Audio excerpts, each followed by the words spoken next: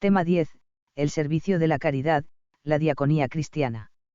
Los cristianos realizan su servicio, diaconía, del Gr Diaconia, en la vida laboral, familiar, cultural y artística, y en las obras de justicia, de caridad y de misericordia, especialmente en la atención de los pobres y débiles, en el cuidado de la tierra. Con frecuencia los cristianos colaboran con no creyentes, que pueden descubrir la fe en ese testimonio de servicio. La Iglesia y la vida cristiana, cuyo centro es la caridad, tienen una dimensión de servicio, que estuvo muy presente en el Concilio Vaticano II, cf. Pablo VI, discurso en la clausura del Concilio Vaticano II, 7 de diciembre de 1965. La Iglesia crece por el servicio, diaconía, en el mundo, porque de ese modo los cristianos ejercen su participación en la realeza de Cristo. Una realeza que, a partir del dominio de sí mismo frente al pecado, se traduce en el esfuerzo de mejorar la sociedad. Este tema tiene dos apartados. El primero pone de relieve el dinamismo social del Evangelio. El segundo subraya un aspecto central del munus regio cristiano, especialmente en los fieles laicos, la ordenación del mundo según Dios.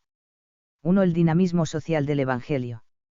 Comenzamos por una consideración histórica del tema. Abordamos luego la importancia de la doctrina social de la Iglesia en la evangelización, y finalmente nos centramos en la opción preferencial por los pobres y necesitados. 1.1. Consideración histórica. El cristianismo tiene una fundamental dimensión social, mencionaremos sus manifestaciones, y luego su promoción en las décadas recientes. A. La dimensión social del cristianismo a diferencia de muchas religiones no cristianas, como las griegas, la mazdeísta, la hindú, o la budista, el cristianismo posee una dimensión comunitaria. La salvación cristiana es un proceso personal pero no individualista, es también salvación histórica y social, que deriva del realismo de la encarnación. La humanidad entera, y el mundo mismo, están llamados a transformarse, en nuevos cielos y en nueva tierra, cuando Dios sea todo en todos. Se han dado corrientes individualistas deformadoras del cristianismo, subjetivismo y espiritualismo, en la ascética y en la predicación, en la teología y en la liturgia, quizá debido a una excesiva separación entre naturaleza y gracia, entre fe e historia, entre Dios y mundo.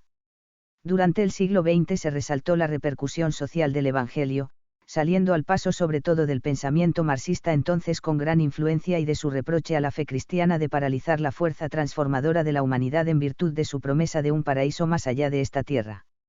B. Manifestaciones sociales del Evangelio a lo largo de la historia. El Evangelio ha provocado transformaciones positivas en las sociedades y culturas donde se enraizó. La caridad cristiana contribuyó durante siglos a sanear y transformar una civilización occidental indiferente o dura con los débiles, viudas, huérfanos, enfermos, pobres, indígenas, peregrinos. Especialmente las situaciones provocadas por los rápidos cambios sociales y económicos de la Edad Moderna y de la Revolución Industrial del S. 19, reclamaron una mayor reflexión y acción cristiana. Cabría decir que la encíclica Rerum Novarum, de 1891, fue el nacimiento de la doctrina social de la Iglesia. En la enseñanza católica comenzaron a ocupar un lugar importante aspectos como la situación de los trabajadores, los salarios, las condiciones de vida, la pobreza, el desarrollo social y económico, la descolonización y el destino de los pueblos. La Canst. Pastoral Gaudium et Spes del Concilio Vaticano II fue un momento importante para resaltar la cercanía del Evangelio a los gozos y esperanzas de la humanidad, y la atención a las necesidades humanas, cf. Gaudium et Spes, N27. C. La dimensión social en el magisterio a partir del Concilio Vaticano II.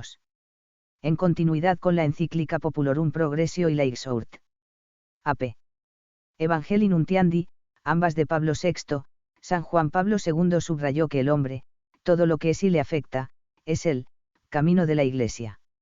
Sus tres encíclicas sociales son Laborem Exercens, Sollicitudo Rei Socialis y Centesimus Annus. En su carta para el nuevo milenio escribía sobre la pobreza. Tenemos que actuar de tal manera que los pobres, en cada comunidad cristiana, se sientan como en su casa. No sería este estilo la más grande y eficaz presentación de la buena nueva del reino. Sin esta forma de evangelización, llevada a cabo mediante la caridad y el testimonio de la pobreza cristiana, el anuncio del Evangelio, aun siendo la primera caridad, corre el riesgo de ser incomprendido o de ahogarse en el mar de palabras al que la actual sociedad de la comunicación nos somete cada día. La caridad de las obras corrobora la caridad de las palabras. San Juan Pablo II, Carta Novo Millennio Ineunte, 2001, n50. Benedicto XVI, ya antes de ser papa, subrayó las dimensiones sociales de la fe, de la esperanza y el amor, como se refleja luego en las encíclicas de Ius Cantas Est, Spii Salvi, y en la escrita con el Papa Francisco, Lumen Fidei. Ya había destacado como prefecto de la Congregación para la Doctrina de la Fe la relación entre evangelización y promoción humana en las Instrucciones sobre Liberación y Salvación, 1984 y 1986. Publicó también la encíclica Caritas in Beautate. Durante su pontificado se elaboró el Compendio de la Doctrina Social de la Iglesia, 2005. En Deus Caritas Est señala que el amor cristiano lleva consigo asumir la dinámica de la entrega de Cristo, sobre todo en la Eucaristía, lo cual comporta un ejercicio práctico del amor, CFN 14. La caridad es tan esencial en la naturaleza y la misión de la Iglesia como la fe y los sacramentos, CFN 25, vid también el motu proprio Intima Ecclesiae Natura, de 2012. En Spii Salvi expone que el individualismo de la modernidad traicionó a las personas en nombre de un progreso anónimo y sin rostro. Para el cristiano, por el contrario, la esperanza de cada uno supone siempre la esperanza para los demás. Lo cual debe emerger de la oración y de la acción, y con la perspectiva del juicio, énfasis de nuevo en la caridad efectiva. En Caritas in Veritate señala que la caridad en la verdad es la fuerza principal para impulsar el desarrollo humano integral. Al mismo tiempo la caridad forma parte esencial de la evangelización. La Lumen Fidei subraya que la fe comporta la apertura al amor. La fe se recibe en la comunión de la Iglesia y se abre a esa misma comunión y a su misión evangelizadora. El Papa Francisco, situando esos principios en el centro de su pontificado, insiste en que la evangelización quedaría incompleta sin su efecto social, pues reclama el amor efectivo a los pobres, el diálogo para el bien común y la paz, cf. Eje Cap 4, exige la misericordia como expresión de la caridad, y el cuidado de la tierra como un aspecto implicado en la fe, cf. Encíclica Laudato Si. Entre los aspectos particulares que se derivan de la dimensión social del Evangelio están, la atención a inmigrantes y refugiados, a los presos, a la explotación y las modernas esclavitudes, como la prostitución, etc. El Papa Francisco presta atención singular a la situación de los niños, que ha descrito así: una inocencia desgarrada bajo el peso del trabajo clandestino y esclavo, bajo el peso de la prostitución y la explotación. Inocencia destruida por las guerras y la emigración forzada, con la pérdida de todo lo que eso conlleva. Miles de nuestros niños han caído en manos de pandilleros, mafias y mercaderes de la muerte, que lo único que hacen es fagocitar y explotar su necesidad, cf. Carta a los Obispos, 2 de enero de 2017. 1.2. La doctrina social de la Iglesia en la evangelización. La doctrina social de la Iglesia asume los principios de la ley natural sobre la persona y la sociedad, y los perfecciona a la luz del Evangelio. Promueve el desarrollo humano integral, con la luz que procede del Evangelio. Es un instrumento que forma parte de la evangelización, la cual quedaría ineficaz sin este vínculo entre el Evangelio y la vida, cf. CEC 2419. La caridad se sitúa en el corazón del Evangelio junto con la verdad y la justicia. La caridad, don y servicio, es la sustancia de la santidad, del alto grado de la vida cristiana ordinaria. Juan Pablo II, es la raíz y a la vez el fruto de la misión. La doctrina social implica también responsabilidades relativas a la construcción, la organización y el funcionamiento de la sociedad, obligaciones políticas, económicas, administrativas, es decir, de naturaleza secular, que pertenecen a los fieles laicos, no a los sacerdotes ni a los religiosos. Estas responsabilidades competen a los laicos de modo peculiar, en razón de la condición secular de su estado de vida y de la índole secular de su vocación. Mediante estas responsabilidades, los laicos ponen en práctica la enseñanza social y cumplen la misión secular de la Iglesia. Compendio de la Doctrina Social de la Iglesia, N83, Viden en 531 y 532. La caridad se enraiza en la unión con Cristo y, desde ahí, en la participación en su dinámica de entrega. Amaos los unos a los otros, como el amado, es participar en la entrega de Cristo por todos. De esa unión con Cristo, consecuencia de la oración y de la vida sacramental, se derivan los frutos de caridad hacia los demás. Esta es la hora de una renovada primavera de santidad social, de santos que manifiesten al mundo y en el mundo la perenne e inagotable fecundidad del Evangelio.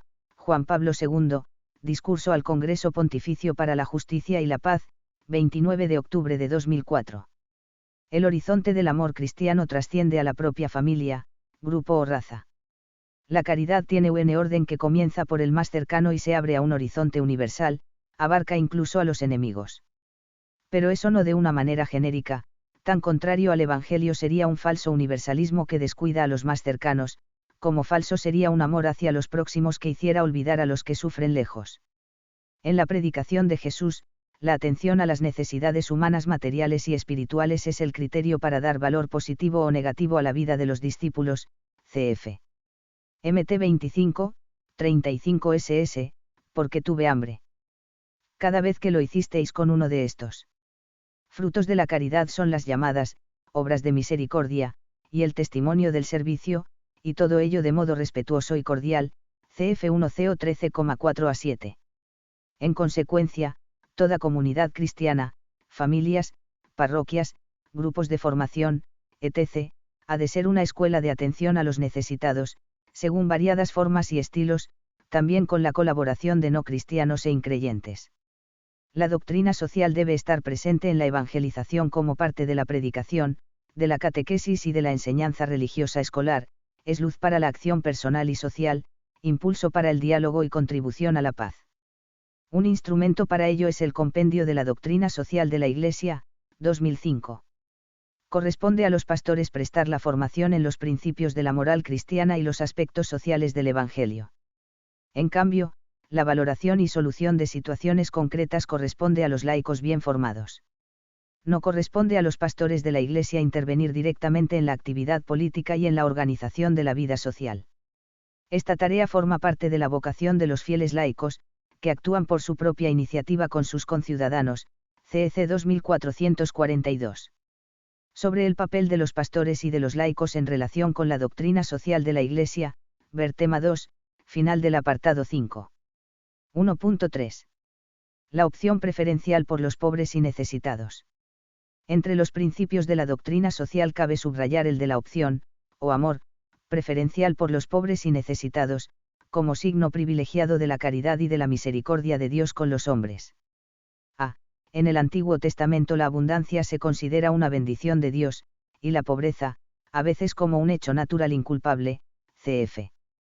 PR 22, 2, y otras veces consecuencia del ocio y de la pereza, cf. PR 10, 4. Pero al margen de las causas, el pobre siempre es objeto de atención por parte del Señor.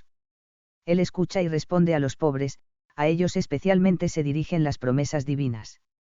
El Mesías será defensor de los pobres y promotor de la justicia, cf. Ed 34, 22 a 31, porque establecerá una nueva alianza y escribirá una nueva ley en el corazón de los creyentes, cf. J.R. 31 3134. El Antiguo Testamento considera el cuidado de los pobres como manifestación del amor al hermano.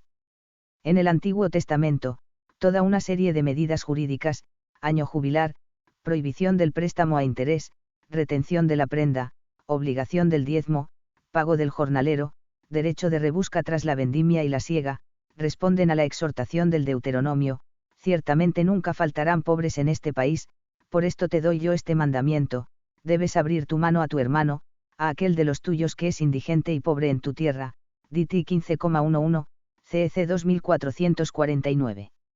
De otro lado, se condena el abuso de los bienes y la riqueza. La tradición profética estigmatiza las estafas, la usura, la explotación, las injusticias evidentes, especialmente con respecto a los más pobres, cf. IS 58,3 a 11, JR 7,47, OS 4,1 a 2, AM 2,6 a 7, MI 2,1 a 2.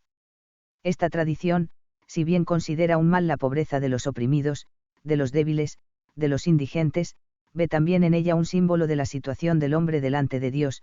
De él proviene todo bien como un don que hay que administrar y compartir. Compendio de la DSI, N 323. B.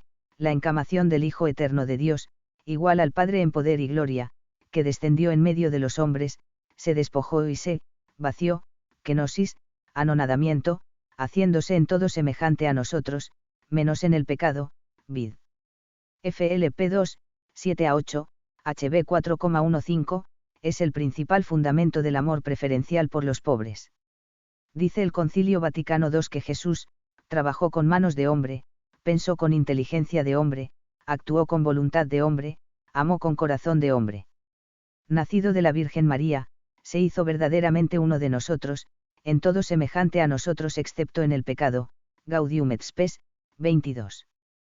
Por amor, Cristo quiso compartir nuestra suerte, cargando con el peso de nuestros pecados y de sus consecuencias, el dolor y la muerte, manifestando así la misericordia de Dios.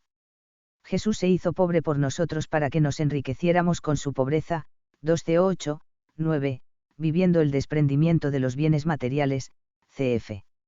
Mt 8, 20. En la primera bienaventuranza los pobres de espíritu son quienes están desprendidos de lo que poseen, no solo de lo superfluo, para compartir con quienes no tienen, y así se enriquecen por el encuentro con Cristo en los pobres, cf 2:8,1-9. Jesús manifestó una atención especial por los pobres y necesitados, enfermos y débiles. Todavía más, Jesús invita a reconocer su presencia en los pobres, que son sus hermanos, cf. Mt 25,40, CEC 2449. En la multitud de seres humanos sin pan, sin techo, sin patria, hay que reconocer a Lázaro, el mendigo hambriento de la parábola, CFL 16,19-31. En dicha multitud hay que oír a Jesús que dice: «Cuanto dejasteis de hacer con uno de estos, también conmigo dejasteis de hacerlo», MT 25,45, CEC 2463. C. La comunidad primitiva vivió la caridad con obras, cf. HCH 24245,4,3435. Las columnas de los apóstoles pidieron a San Pablo que no se olvidara de los pobres, cf. GI 2,10, indicación que puso en marcha con colectas, cf. GI 6,6, 1CO 16,1-4, 2CO 8,1-6, 9,1-5, RM 15,25-27.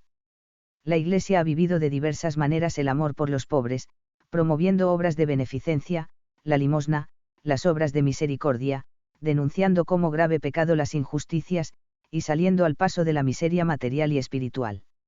El amor de la Iglesia por los pobres, pertenece a su constante tradición, K57. Está inspirado en el Evangelio de las Bienaventuranzas, cf.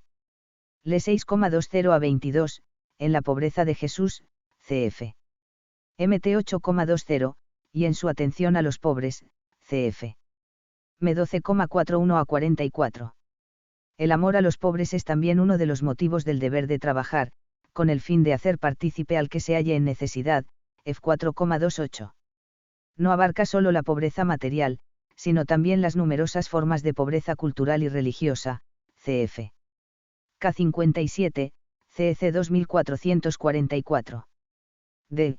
El Concilio Vaticano II declara que, la Iglesia, reconoce en los pobres y en los que sufren la imagen de su fundador pobre y paciente, se esfuerza en remediar sus necesidades, y procura servir en ellos a Cristo, LG 8, por eso, los gozos y las esperanzas, las tristezas y las angustias de los hombres de nuestro tiempo, sobre todo de los pobres y de cuantos sufren, son a la vez, de los discípulos de Cristo, GS 1. La expresión, opción por los pobres, surgió en el ámbito latinoamericano. La Iglesia asumió esa expresión matizándola para evitar ambigüedades, como la lucha de clases, con la palabra preferencial, o amor de preferencia, cf. CEC 2448, es decir, no como una opción exclusiva y excluyente. El término pobreza se puede entender en 4 sentidos: 1. Carencia de bienes, pobreza económica, materiales o culturales; 2. Carencia de amistad con Dios, pobreza espiritual; 3. Desprendimiento espiritual de los bienes confiando en Dios, pobreza cristiana; 4. Pobreza como opción preferencial, que presupone los demás sentidos, pues quien renuncia al uso egoísta de los bienes, 3. Puede optar por el pobre para servirle en sus carencias materiales, 1. y espirituales. 2. Para responder a su identidad misionera y evangelizadora, señala el concilio, la Iglesia debe caminar, por moción del Espíritu Santo, por el mismo camino que Cristo siguió, es decir, por el camino de la pobreza, de la obediencia, del servicio y de la inmolación de sí mismo. AG 5.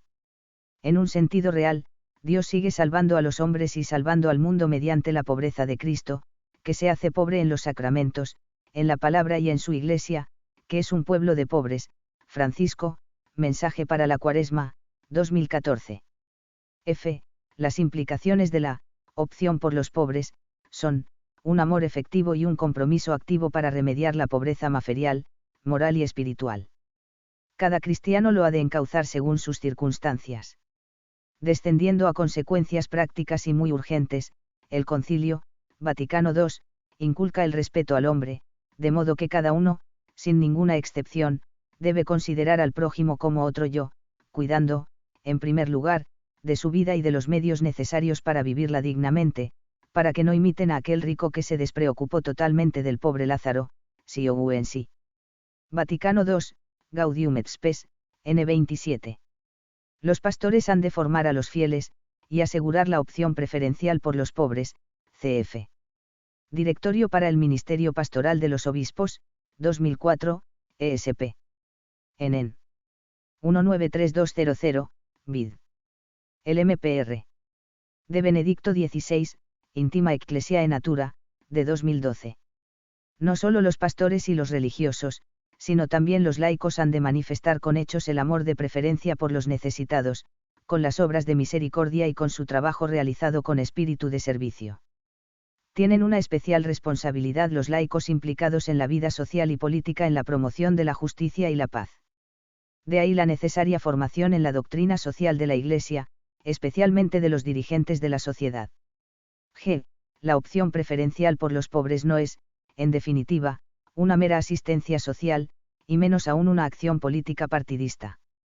Evangelizar a los más necesitados es una prioridad del mensaje cristiano. Se trata de ofrecerles la luz y fuerza del Evangelio, que convierte los corazones, cura las heridas y transforma las relaciones humanas con la lógica del amor. Inspirada en el precepto evangélico, de gracia lo recibisteis, dadlo de gracia, MT 10,8, la Iglesia enseña a socorrer al prójimo en sus múltiples necesidades y prodiga en la comunidad humana innumerables obras de misericordia corporales y espirituales. Entre estas obras, la limosna hecha a los pobres es uno de los principales testimon, CEC 2447, aun cuando la práctica de la caridad no se reduce a la limosna, sino que implica la atención a la dimensión social y política del problema de la pobreza. Compendio de la Doctrina Social de la Iglesia, N 184. 2. La ordenación del mundo según Dios. Dividimos este segundo apartado del tema en 4 epígrafes. Comenzamos por considerar el trabajo y la profesión en el marco de la misión de la Iglesia. En un segundo momento se aborda la evangelización del ámbito cultural e intelectual, para pasar luego a la vida política y ciudadana. Por último, nos referimos a los medios de comunicación y otros, areópagos, como son el arte y la ecología. 2.1. Trabajo y profesión. Recordemos algunos elementos de la relación entre trabajo y misión cristiana. El trabajo, que perfecciona a la persona y contribuye a la mejora del mundo, es materia y medio de la colaboración del hombre con Dios Creador para manifestar su gloria, contribuir al reino de Dios y servir a la humanidad. Pero como todo lo humano, quedó herido por el pecado y ha sido redimido por Cristo, especialmente con su vida de trabajo en Nazaret.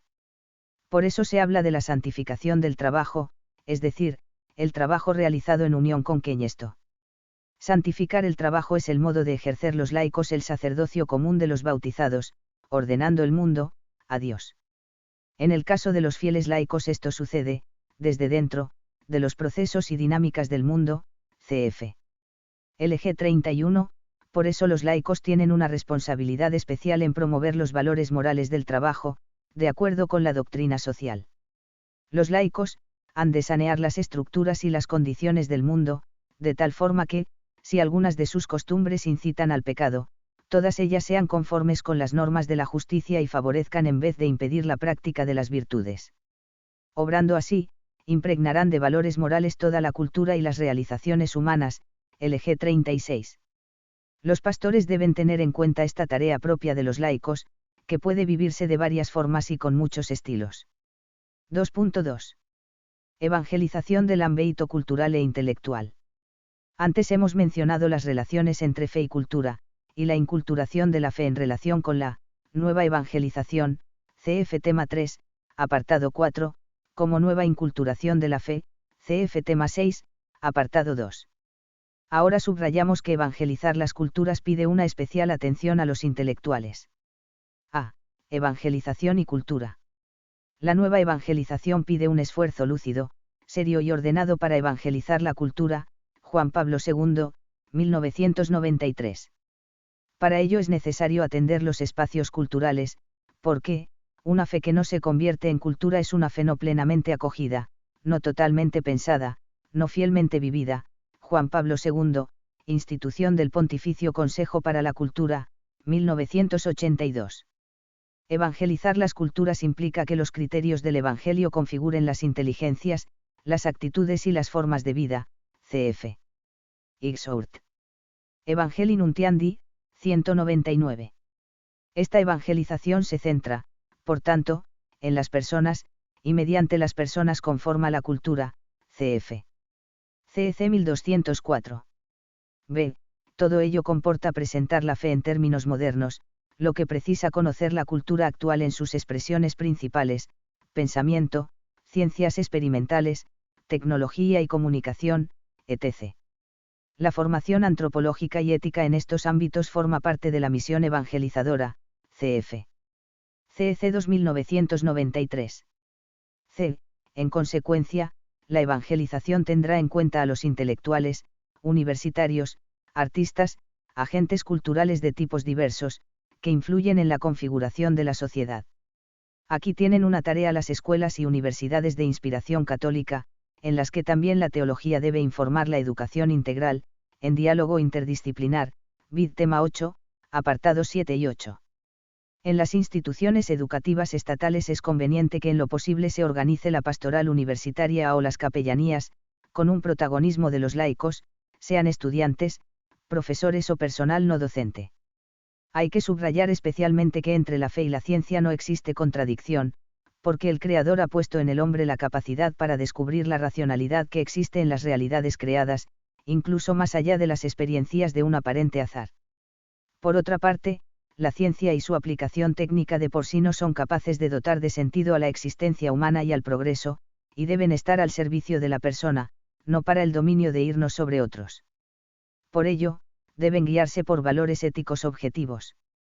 2.3. Vida política y ciudadana. La vocación cristiana exige cumplir los deberes ciudadanos.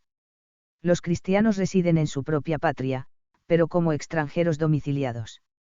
Cumplen todos sus deberes de ciudadanos y soportan todas sus cargas como extranjeros. Obedecen a las leyes establecidas, y su manera de vivir está por encima de las leyes. Tan noble es el puesto que Dios les ha asignado, que no les está permitido desertar. Epístola a Diogneto, 5,5.10, 6,10. Lejos de refugiarse en una religión privada, ajena al compromiso, los cristianos participan en la vida ciudadana, individualmente o asociados, para lograr una sociedad acorde con la dignidad humana. Es una tarea que toca a todo cristiano según su condición, y corresponde a los fieles laicos como vocación propia, que cada uno ejercita según sus aptitudes, profesión, etc.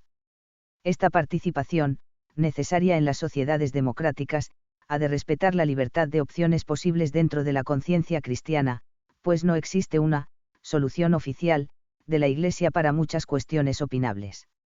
La legítima pluralidad de opciones temporales mantiene íntegra la matriz de la que proviene el compromiso de los católicos en la política, que hace referencia directa a la doctrina moral y social cristiana. Sobre esta enseñanza los laicos católicos están obligados a confrontarse siempre para tener la certeza de que la propia participación en la vida política esté caracterizada por una coherente responsabilidad hacia las realidades temporales. Cong para la doctrina de la fe, nota doctrinal sobre algunas cuestiones relativas al compromiso y la conducta de los católicos en la vida política, 24X y 2002, N3. El pluralismo que existe de hecho no debe confundirse con el relativismo o indiferencia en la tarea social y política a la hora de aplicar los principios morales y valores, como por ejemplo una recta concepción de la persona, de la que se deriva una defensa inequívoca de sus derechos. Debido al actual clima relativista, es esta una tarea muy necesaria, cf. Canst. Past. Gaudium et Spes 43 y Exhort. AP. Christi Fideles Laici, 59.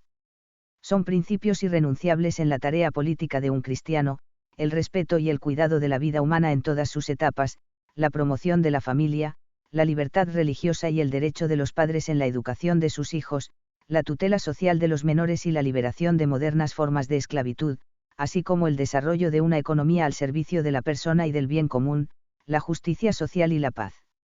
2.4. Medios de comunicación y otros, Areópagos, el Arut y la ecología. Así como en tiempos de San Pablo los atenienses escucharon el mensaje apostólico en el Areópago, el lugar de participación ciudadana en Atenas, hoy los nuevos, Areópagos, son, entre otros, los medios de comunicación, el arte y la ecología. A. Evangelización y medios de comunicación. Los medios de comunicación son el primer Areópago de la Edad Moderna, RM 37. Pueden contribuir a la difusión del Evangelio, sobre todo mediante quienes trabajan en ese campo. Los cristianos han de ser protagonistas de la comunicación, no simples receptores pasivos y acríticos de mensajes y opiniones. También los pastores han de cultivar una imagen adecuada de la Iglesia como institución, la comunicación institucional, como un aspecto de la evangelización. Conviene promover el buen desarrollo y uso de esos medios, Internet, redes sociales, etc., sin actitudes negativas. Es cierto que ciertos medios de comunicación plantean desafíos, entre ellos la hostilidad hacia la Iglesia o la moral cristiana, que reclaman una formación adecuada, especialmente en relación con las familias, los niños y los jóvenes. Pero si se usan con discernimiento pueden llevar el mensaje del Evangelio a todos los lugares. Es una oportunidad para estimular la responsabilidad de los cristianos en la comunicación, porque las actuales tecnologías implican una nueva forma de aprender y de pensar, el lenguaje de las imágenes y de los símbolos. La cultura digital plantea nuevos desafíos a nuestra capacidad de hablar y de escuchar un lenguaje simbólico que hable de la trascendencia. Hoy estamos llamados a descubrir, también en la cultura digital, símbolos y metáforas significativas para las personas, que puedan servir de ayuda al hablar del reino de Dios al hombre contemporáneo. Es precisamente la llamada a los valores espirituales la que permitirá promover una comunicación verdaderamente humana, más allá de todo fácil entusiasmo o escepticismo. Sabemos que esta es una respuesta a la llamada impresa en nuestra naturaleza de seres creados a imagen y semejanza del Dios de la comunión. Entonces la contribución de los creyentes podrá servir de ayuda también para el mundo de los medios de comunicación, abriendo horizontes de sentido y de valor que la cultura digital no es capaz por sí sola de entrever y representar. Benedicto XVI, Discurso al Pontificio Consejo de las Comunicaciones Sociales, 28 de noviembre de 2011. B. La nueva evangelización, el arte y los artistas. Los artistas, en sus respectivos ámbitos, podrán promover valores humanos y, en su caso, nuevas expresiones de fe en la literatura, el teatro y la música, la pintura y la escultura, la arquitectura y el cine, sobre el arte como posible itinerario de conversión, véase el apartado 1 del tema 5. Esto no comporta limitarse a temas explícitamente religiosos, o eclesiásticos, o caer en estilos remilgados.